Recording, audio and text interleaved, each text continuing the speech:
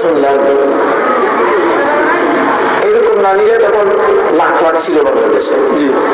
আমার নিজের নানির কথা শুনলাম, ওনার একটা বড় এক টুকরা জমি, উনি শুধু রেজিস্ট্রেশন অফিসে গিয়া একটা কি বলে টিপ ফিঙ্গারপ্রিন্ট দিয়ে আসলে জমিটা ওনার হয়ে যায়। নানাই বললেন, তুমি যদি যাও তাহলে জমিটা তুমি পাইবা।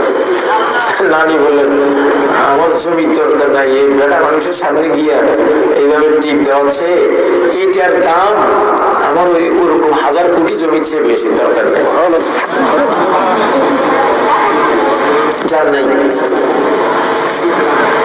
সেই নানির ঘরে ওনার 7 ছেলে, আমার 7 মামা, ওনার 7 ছেলে, 7টাই বাংলা বিখ্যাত আলেম হয়েছে। আলেম যাত্রার ঘরে হয় না, যেই সেই মায়ের কোলে আলেম জন্ম হয় না, এই জাতীয় মা লাগে। ওনার সেই 7 ছেলের এক ছেলে স্বাধীন বাংলার বাইতুল মুকাররমের প্রথম খতিব মুফতি আব্দুল মুইজ রাহিমাহুল্লাহ। বঙ্গবন্ধু নিজে ওনাকে বসাইছেন ওখানে জোর করে, আপনি খতিব হবেন।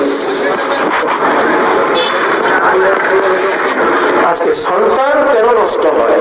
মা নষ্ট, সন্তান কি নষ্ট, একেবারে সোজা হিসাব, 1 1 2। এখানে আর কোনো জটিল কোনো ভাবনার দরকারই নেই।